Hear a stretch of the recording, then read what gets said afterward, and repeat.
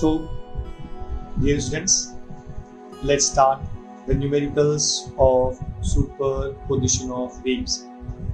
मतलब numericals of wave motions and stationary waves. Sum number 2. The amplitude of a wave is represented by y equal to 0.2 sine 4 pi t by 0.08 minus x by 0.8 in SI unit. आपको find करना है wavelength, frequency and amplitude. ये आपको equation given है 0.2 sin 4 pi t upon 0.08 minus x by 0.8। अब actually आपके पास में 4 equation है, इनफैक्ट 5 इक्वेशन है। पहला इक्वेशन कहता y is equal to a sin, फिर ब्रैकेट में omega t minus 2 pi x upon lambda। फिर दूसरा फॉर्मूला था a sin 2 pi t upon bracket में t upon capital T minus x upon lambda। मतलब आपके पास तो दो ऑप्शन है, या तो इसके बाहर अगर कुछ रहेगा तो 2 पाई होना चाहिए और नहीं तो कुछ भी नहीं होगा। इस देखिए, अच्छा यहाँ पे 4 पाई है तो 2 पाई कैसे पॉसिबल है कि यहाँ से आप 4 पाई लीजिए, उसमें से 2 पाई बाहर रख दो और 2 पाई आप अंदर दोनों को मल्टीप्लाई कर दो। या फिर एक ऑप्शन है इजी ऑप्शन कि आप 4 पाई को पूरा आप अंदर ले लीजिए। इस देखिए, ओके, तो हम क्या करते हैं 4 पाई को पूरे के पूरे को अपने अंदर ले लेंगे, मतलब 4 पाई को ये टर्म से भी मल्टीप्लाई करेंगे और ये टर्म से भी मल्टीप्लाई करेंगे, तो ये आपका इक्वेशन इजी हो जाएगा। तो जब आप मल्टीप्लाई करेंगे, जब 4 पाई अंदर लेंगे तो आपका इक्वेशन कौन सा स्टैंडर्ड फॉर्म रहेगा? The standard form is y is equal to a sin bracket में omega t minus 2 pi x upon lambda। I hope you got it. तो हमने क्या किया, 4 पाई को आप अंदर ले लीजिए, आप 4 पाई को आप अंदर ले लो। तो जब 4 पाई को आप अंदर लेंगे तो 4 पाई t upon 0.08 minus 4 pi into x by 0.8। I hope you got it. अब ध्यान दीजिए, अब आपको इसको इक्वेट करना है। ये a मतलब एम्पलीट्यूड, तो आपका एम्पलीट्यूड कितना हो गया 0.2 मीटर। मीटर क्यों है? क्योंकि इसमें दिया ये SI यूनिट है। सो रिमेंबर 0.2, तो you can say amplitude a equal to 0.2 metre, 0.2 metre. Is that clear? Second thing, अब इसको कंपेयर करो, ये है ओमेगा टी, तो ये आपका ओमेगा टी, तो टी के साथ में कौन है? ओमेगा। तो यहाँ टी के साथ में कौन है? 4 पाई अपॉन 0.08। तो ओमेगा का वैल्यू कितना होगा? 4 pi upon 0.08। So omega equal to 4 pi upon 0.08। Is that clear? अच्छा, आपको निकालना है फ्रीक्वेंसी सपोज। तो फ्रीक्वेंसी में ओमेगा का फॉर्मूला क्या होता है? Omega is 2 pi F, F मतलब frequency. It can be 2 pi N, कुछ भी आप यूज करो। तो omega is 2 pi F is equal to 4 pi upon 0.08। 2 pi cancels, it is 2 times। तो आप f equal to 2 upon 0.08, एक बार 2 से वापस कैंसिल कर दो, तो 2 से कैंसिल किया तो 0.04, तो 1 upon 0.04 इक्वल टू, अच्छा नीचे पॉइंट है, 2 डिजिट है, तो ऊपर जाएगा तो 100 हो जाएगा, तो इट इज 100 upon 4, बोले तो 25। so frequency is 25 hertz। I hope you got it। now amplitude हमने already find किया है, अब find करेंगे lambda। तो देखो ये लास्ट टर्म क्या होता है 2 pi x upon lambda, ये आपका लास्ट टर्म है, तो इक्वेट कर दो। तो 2 pi x upon lambda is equal to 4 pi x upon 0.8। तो कहना कि मतलब ये हुआ, अभी 2 pi x का डबल 4 pi x है, तो x के कैंसिल, 2 pi 2 जा, ये लैम्बडा है, तो लैम्बडा जब इसको आप ले लो इन्वर्टेड हो तो lambda will go up. So lambda equal to 0.8 upon 2, मतलब 0.4 मीटर, बोले तो 40 centimetre. I hope you got it. पक्का? गो डाउट ना सीखिए। Next, a wave of frequency 500 Hz is traveling with a speed of 350 meter per second। find phase difference when x equal to 1 meter apart and find x when phase difference is 45 degree. अब ध्यान दीजिए, a wave of frequency 500 hertz is traveling. तो frequency कितना दिया है आपको 500, speed कितना दिया है 350 मीटर पर सेकेंड. आपको फाइंड करना phase difference जब distance 1 मीटर दिया है, और आपको फाइंड करना distance when phase difference is 45 degree. I hope you got it. So आपको फाइंड करना delta when x equal to 1 meter and x when delta equal to 45 degree. V equal to f lambda. V equal to f lambda. So lambda will be equal to V by f. तो V कितना 350, frequency कितना 500. तो 0 to cancel. Then आप 2 से multiply करो, आप 2 से multiply करो तो 100 ऊपर 70, 70 by 100 मतलब 0.7. या फिर ऐसे करो 5 से करो, 5 से 5 10 जा 5 7 जा 7 by 10 0.7 मीटर. ये आपको लैम्डा मिल गया है. अब आप फाइंड करो delta. So what's delta? Delta equal to 2 pi x upon lambda.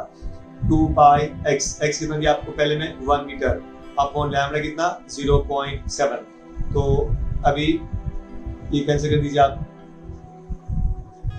पाई का वैल्यू इज सेम 2 बाई 0.7, 7 2 जा 14, तो answer is 2.8 pi. I hope you got it. Next, अब फाइंड करना आपको x when the phase difference is 45 degree. So delta is equal to 45 degree मतलब pi by 4. आपको find करना value of x. Now delta is equal to 2 pi x upon lambda. Delta equal to 2 pi x upon lambda. So delta आपको दिया है pi by 4. 45 degree मतलब pi by 4 ना, because 45 upon 180. आपको समझा? 45 मतलब pi by 180 से मल्टीप्लाई करो, pi by 180 से मल्टीप्लाई करें तो pi by 4. So delta is 2 pi x upon lambda. Delta आपको दिया है pi by 4 equal to 2 pi x upon 0.7.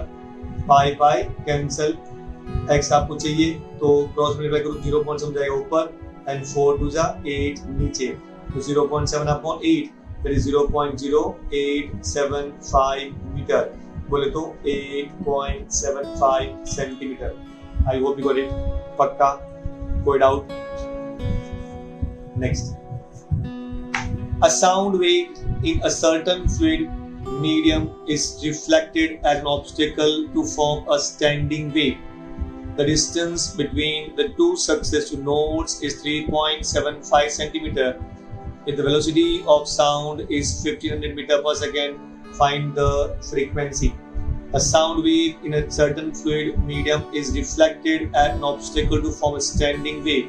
कोई वेव जाके हार्ड सब्सटेंस से मतलब रिजिड सरफेस से अगर आप कॉन्सर्ट करेंगे, आप स्ट्राइक करेंगे, it will come back and stationary wave is formed. The distance between two successive notes is 3.75 meter. Distance between two successive notes बोले तो lambda by 2 equal to 3.75 meter.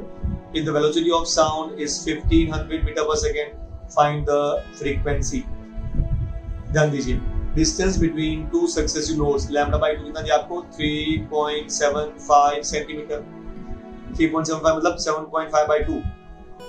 ये तो इजी फॉर्म लिख दिया है, बिकॉज आप पहले पॉइंट्स रिमूव करेंगे, डिवाइड बाय 10 करेंगे, 100 करेंगे, तो कैंसिल होने के बाद लास्ट में मिलेगा 7.5 by 2. In the words, multiply by 2, divide by 2. So 3.75 into 2, 7.5 upon 2. तो 7.5 upon 2 सेंटीमीटर है, तो ऊपर जाएगा तो 10 raised to minus 2 metre. Is that clear? Centimetre रहेगा तो 10 raised to minus 2 मीटर. अब ये आपको वेलोसिटी 1500 मीटर पर सेकेंड, तो फ्रीक्वेंसी आपको फाइंड करना है f. Is that clear? तो आपको v दिया है, ये लैम्डा बाई 2 से आपको लैम्डा मिल जाएगा. तो lambda by 2 is 7.5 upon 2 into 10 raised to minus 2. 2 to get cancelled. So lambda is 7.5 10 raised to minus 2 meter. ये आपको lambda मिल गया. V equal to f lambda. V equal to f lambda. तो f will be equal to v by lambda. तो v कितना दिया है 1500 upon lambda कितना 7.5 into 10 raised to minus 2. तो ये देखिए 7.5 हम लिखेंगे 75 into 10 raised to minus 3. 75 2 जा 150, लास्ट में एक और 0, फिर 10 के ऊपर जाएगी तो 10 टू प्लस 3, तो 20 into 10 टू प्लस 3 बोले तो kilo hertz, so 20 kilo hertz. I hope you got it, पक्का।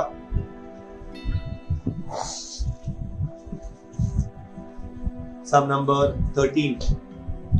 Two sound waves travel at a speed of 330 meter per second.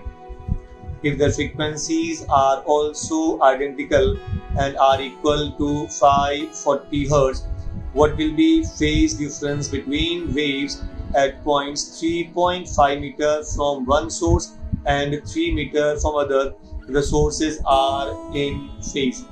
Two sound waves travel a speed of 330 meter per second if the frequencies are also identical and are equal to 540. अच्छा, suppose एक sound, ये source है आपका, इसका नाम दे दो आप S1, एक दूसरा है उसका नाम दे दो आप S2, they are travelling in the same direction, ऐसा दोनों का सेम फ्रीक्वेंसी है, सेम एम्पलीट्यूड है। अच्छा, एक आपको मिल गया 3.5 मीटर, मतलब एक 3.5 मीटर पर है, और दूसरा ये है आपका 3.5 मीटर, पहले वाला, और दूसरा हो गया आपका 3 मीटर। इसको आप नाम दे दो x1, इसको आप नाम दे दो x2। इस देखिए, तो उनके बीच में डिफरेंस कितना है, ये वाला कितना 0.5 मीटर उसका बीच का डिस्टेंस है। आई hope you got it. So v कितना दिया आपको 330 मीटर पर सेकेंड, फ्रीक्वेंसी 540, x1 आपको दिया है 3.5, x2 आपको दिया है 3। आपको फाइंड करना है इन दो पॉइंट के बीच का phase difference.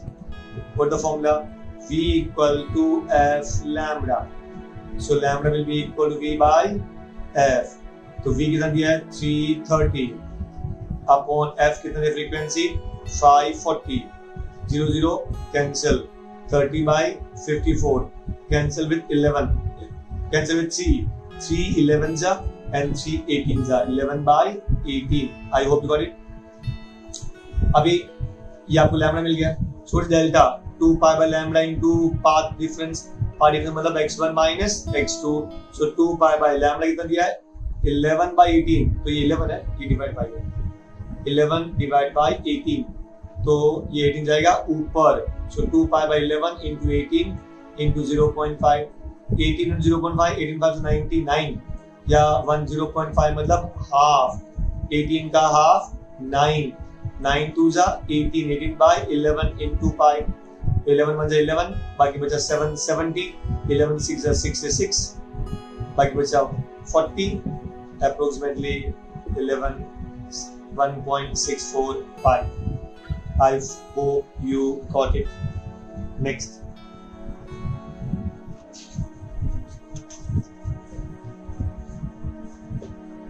Two wires of same material and same cross section are stretched on a sonometer. One wire is loaded with 1.5 kilogram and another is loaded with 6 kilogram. The vibrating length of first wire is 60 centimeter and its fundamental frequency of vibration is same as that of the second wire. Calculate the vibrating length of other wire. आपके पास में दो wire है, same material, same cross section, एक में wait दिया 1.5 kilogram और दूसरे में वेट दिया 6 किलोग्राम। फंडामेंटल फ्रीक्वेंसी दोनों का सेम है। पहले वाले का लेंथ आपको दिया है 60 सेंटीमीटर, आपको फाइंड करना है दूसरे वाले का लेंथ कितना है। Is that clear? So sonometer में T1 1.5 kg वेट, बिकॉज याद रखना T मतलब टेंशन होता है और टेंशन हमेशा न्यूटन में होना चाहिए। तो ये 1.5 kg दिया है तो tension will be 1.5 kg weight. T2 6 kg weight, length 60 centimetre. Find करना आपको L2, तो आपको देखो 1.5 kg वेट था, kg वेट को आपको मल्टीप्लाई करना है 9.8, तो T1 is equal to 1.5 into 9.8 newton. T2 equal to 6 kg weight, 6 into 9.8 Newton.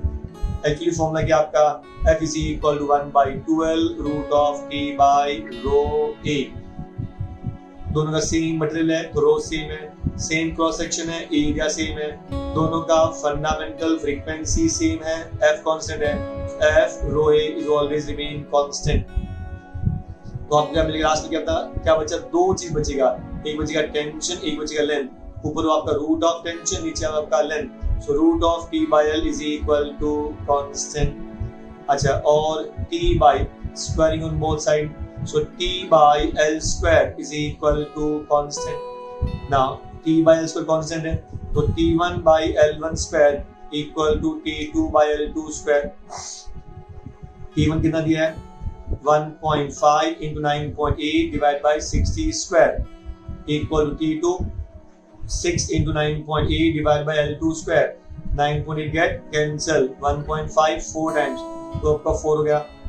तो ये 1/60 square 4 by L2 square cross multiply कर लो, L2 square equal to 4 into 60 का square 3600। तो L2 square equal to multiply करो, 6 4 is 24 carries 2, 4 is 4, 4 is 12 plus 2 14, 14400। ये आपको मिला L2 square। So L2 will be square root of 144, 144 का 12 और double 0 का 10, तो 120 सेंटीमीटर, क्योंकि हमने लेंथ सेंटीमीटर में ही लिया था। अगर आपको मीटर में कन्वर्ट करना है, divide by 1.2 metre. I hope you got it. Go it out, look at some number 15। A pipe close at one end can produce overtones at frequencies 640 Hz.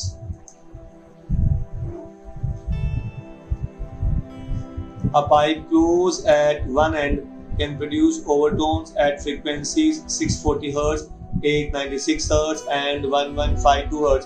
Calculate the fundamental frequency. क्या find करना है आपको? Fundamental frequency find करना है। ये आपका closed pipe, क्या था आपको? Fundamental frequency of closed pipe is V by 4L। कितना? V by 4L। Next 3V by 4L, next 5V by 4L।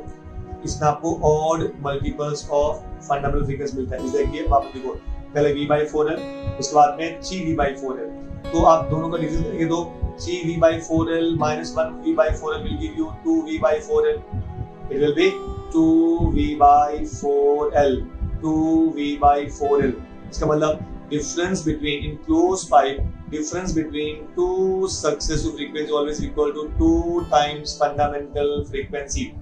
आपको समझ गया? वापस देखो, what is fundamental frequency? V by 4L।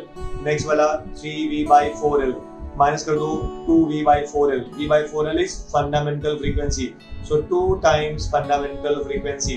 so दो successive frequencies का difference is always 2 times fundamental frequency। so 896 minus 640 मतलब 256 is equal to twice F। तो F will be 2 को डाउन कर दो, 256 divided by 2 will give you 128 Hz। I hope you got it। पक्का? Go out। Next, a standing wave is produced in a tube open at both sides।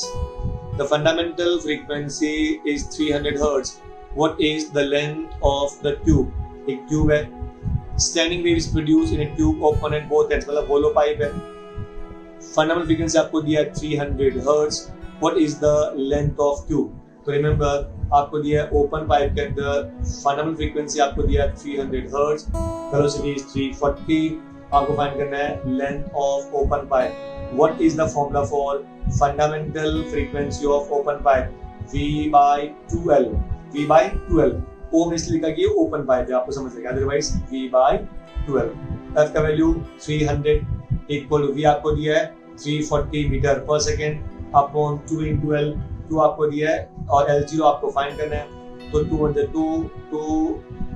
17 जा तो 170, so 300 equal to 170 by LO।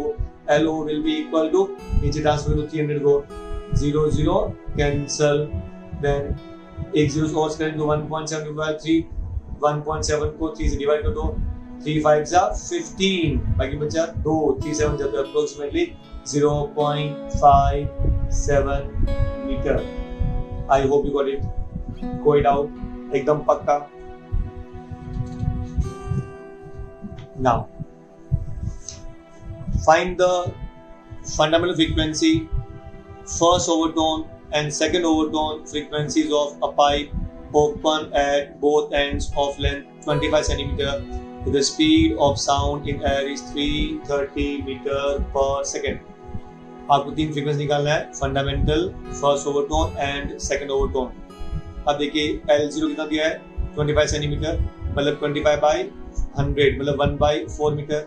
आपको दिया velocity 330 metre पर second. सबसे पहले what do mean bye fundamental frequency? It is V by 2LO. That is V by 2LO. V कितना 330 upon 2 into what length 1/4. 2 1 जा 2 2 जा 2 जाएगा ऊपर. 330 into 2 660 hertz. I hope you got it. First overtone equal to 2 into fundamental frequency 2 into 660, that is 1320 hertz. Second overtone 3 times fundamental frequency, that is 3 into 660, fundamental 360 के 3 into 660, so it is 1980 hertz. I hope you got it. पक्का. So sum number 18. A pipe open at both ends has a fundamental frequency of 600 Hz. The first overtone of a pipe closed at one end has the same frequency as the first overtone of the open pipe. How long are the two pipes? आप बोला कि दोनों pipes का length कितना है. Is that clear? अब देखिए, a pipe open at both ends has the fundamental frequency 600 Hz. Open pipe का fundamental frequency 600 Hz है. First overtone of closed pipe is same as the first overtone of open pipe. How long are the two pipes? तो दोनों pipes का length कितना है? Remember, fundamental frequency of open pipe आपको दिया है, it is 600 Hz. It is 600 Hz. First overtone of closed pipe आपको दिया है equal to first overtone of open pipe. Is that clear? आपको फाइंड करना length of close pipe and length of open pipe. Now क्या दिया? First overtone of close pipe is equal to first overtone of open pipe. Now first overtone of close pipe 3 times V by 4LO 4LC is equal to 2 times V by 2LO. V by 2LO is called as fundamental frequency of open pipe, जो कितना दिया आपको 600. तो 2 into 600 हो गया आपका 3 by 4 into 330 by LC equal 2 into 600. तो 3 1 3 3 2 ये होगा आपका 200. तो अभी आपको LC चाहिए तो 2 into 200 को आप ले लो नीचे into 4. तो हमारे पास हो गया 330 LC के ऊपर, तो यहाँ ऊपर हो गया 330, नीचे ऊपर आ गया 2 into 200 आ जाएगा, नीचे आ जाएगा along with the 4. 0 0 कैंसल. तो 33 upon 24 जा 80, 82 जा 160. So 330 by 160 it is 0.20625 metre. मतलब 2 पॉइंट शिफ्ट कर दो 20.625 centimetre. I hope you got it. अभी दूसरा, अब आपको फाइंड कर दिया, आपको लेंथ ऑफ क्लोज पाइप मिल गया. ओपन पाइप कैसे रहेगा? Fundamental frequency of open pipe is V by 2LO. V by 2LO. तो fundamental frequency 600 equal to V 330 upon 2LO. आप कैंसिल कर दीजिए, L जाएगा ऊपर, LO इक्वल टू 330 अपॉन 1200. एक कर दो, 0 कैंसिल 0 कैंसिल. 330 बाई 12 2 जा तो 0.275 metre. I hope you got it. पक्का. Next,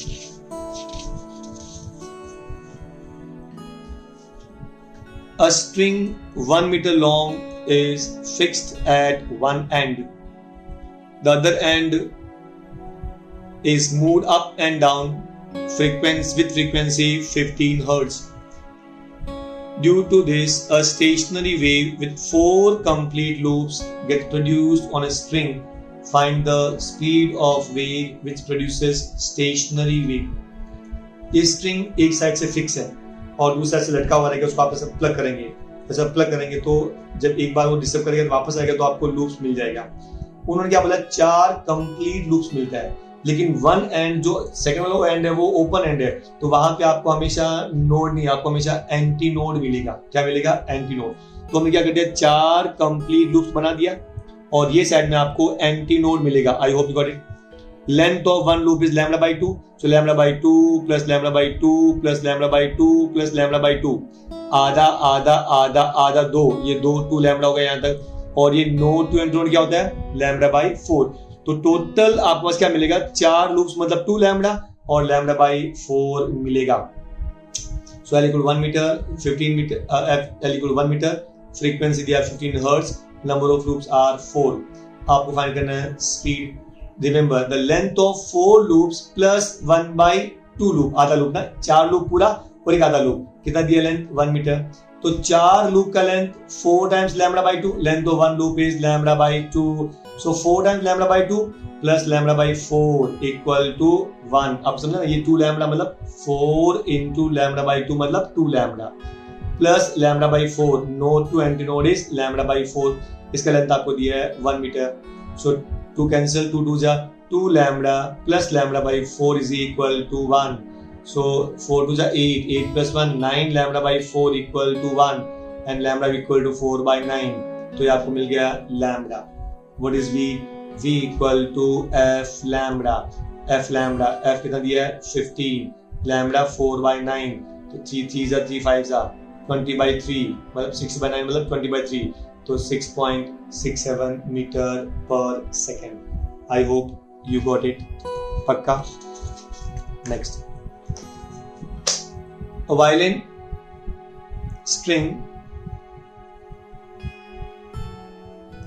string vibrates with fundamental frequency of 440 Hz. What are the frequency of first and second overtone?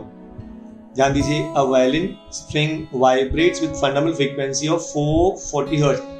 It is string instruments, जब आप vibrate करेंगे तो ये इसको बोलेंगे जो on one loop is formed, it is called as fundamental frequency। So fundamental frequency of string is 440 Hz। तो बताओ उसका फर्स्ट ओवरटोन कितना होगा, सेकेंड ओवरटोन कितना होगा? तो remember first overtone is twice fundamental frequency, second overtone 3 times fundamental frequency। So first overtone is 2 times fundamental frequency, 2 into 440 equal to 880 Hz, and second overtone is 3 times fundamental frequency, 3 into 440, that's equal to 1320 Hz। I hope you got it। Please remember आपके पास में सब के सब फॉर्मूले हैं और ये जो फॉर्मूले आपको दिया है वो इवन आपको टेक्स्ट बुक में भी नहीं दिया है, वो सब के सब फॉर्मूले इसके पहले वाले वीडियो के अंदर है। सो प्लीज मेक श्योर कि आप उसको फॉर्मूले को पढ़ें। आई रिपीट, उसके अंदर वो फॉर्मूले हैं जो आपको टेक्स्ट बुक में भी कहीं नहीं मिलेगा, लेकिन definitely because experience counts and this is my 25th year of teaching, and definitely I mean to say here कि using this experience I gave you almost all the formulae required for CET, NEET and JEE के लिए भी आप काफी काम आएंगे। So please make sure you should see all the formulae। Next, sum number 21। A set of 8 tuning forks arranged in increasing order.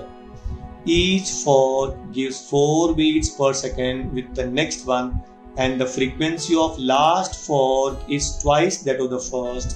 Calculate the frequency of first and last fork। कितना tuning forks है? 8। 8 tuning forks, कितना? 8 tuning forks are arranged in increasing order, छोटे से बड़ा बड़ा बड़ा बड़ा।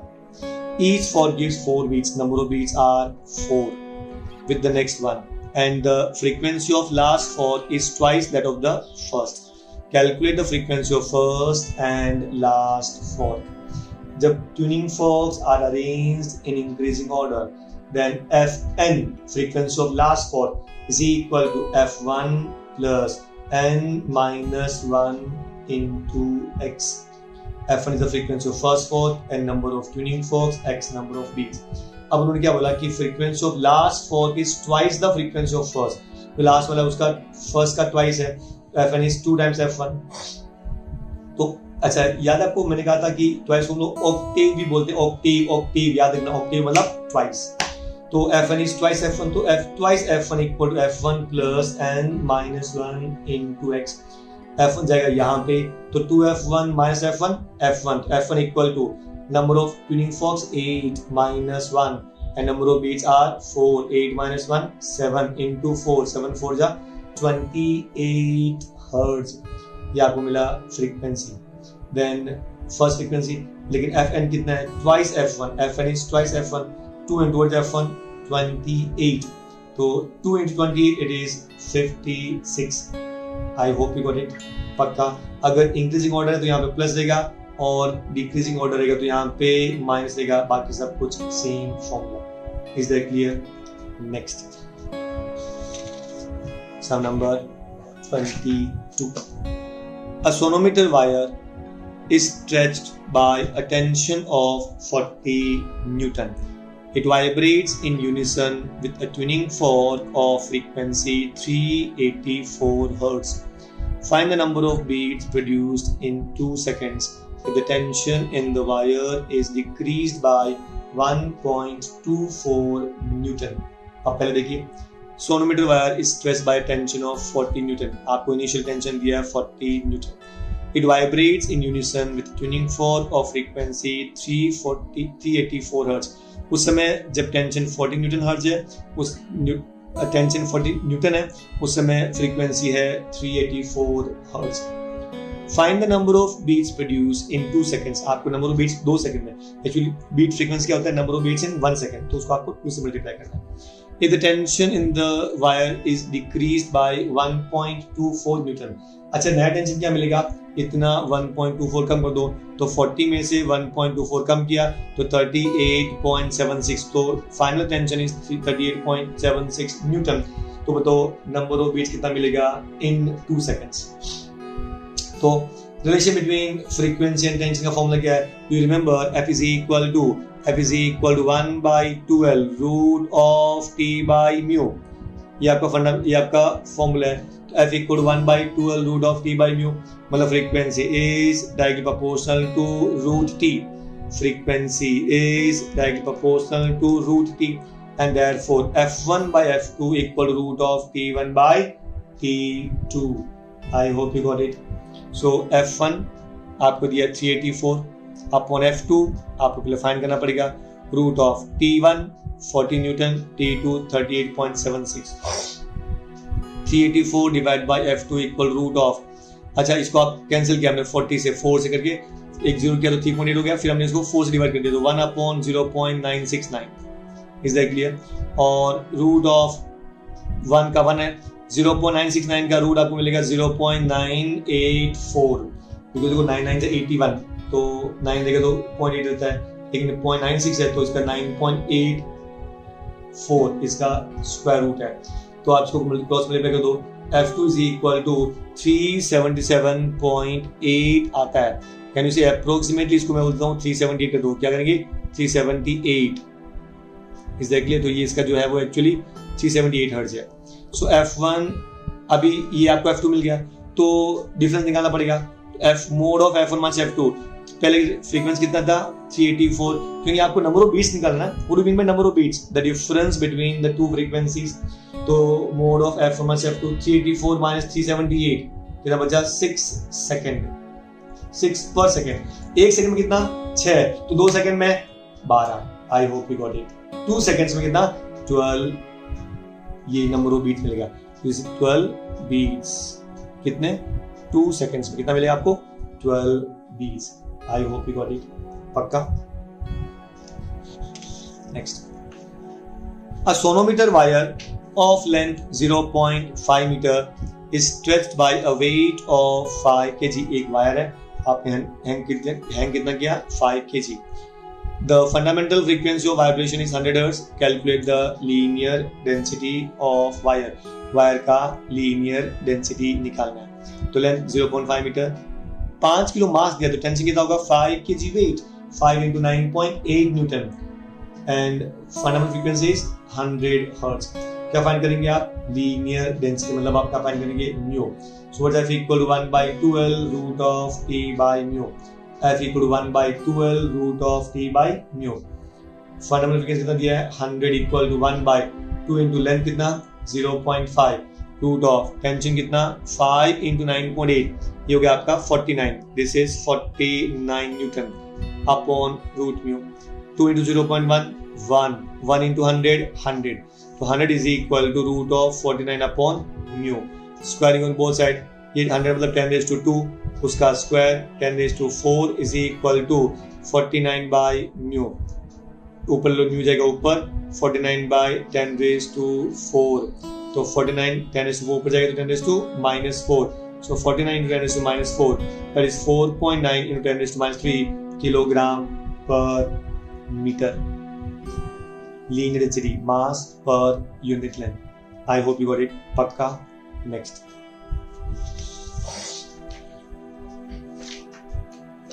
The string of a guitar is 80 centimeter long. एक गिटार का स्ट्रिंग है वो 80 centimeter long है and has a fundamental frequency of 112 Hz.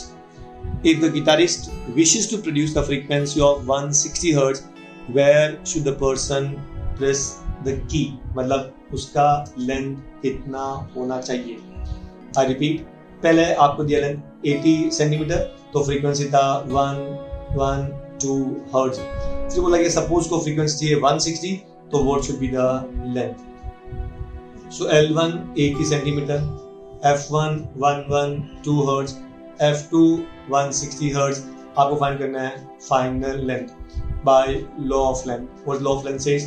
If tension T and linear density mu are kept constant, the fundamental frequency of vibrating string is inversely proportional to length of vibrating string. याद रखना inversely proportional to length of vibrating string. Is that clear? क्योंकि length बढ़ेगा तो frequency कम, length कम हो तो frequency बढ़ेगा. So F1 by F2 is equal to L2 by L1. So F1 कितना दिया आपको 112 divide by F2 160 equal to L2 आपको फाइंड करना है एंड L1 आपको दिया है 80. 80 once 80 twice. Can you cancel 2 on the 2 to 5 is 10 2 6 is 56. So length L2 will be equal to 56 centimeter. I hope you got it. Go it out. Pakka. So with this, we complete the sums of the topic superposition of waves. If you have any kind of doubt, you are free to ask as per your convenience or through proper channel. I hope you got it. So with this, we complete the chapter superposition of wave. Have a nice time.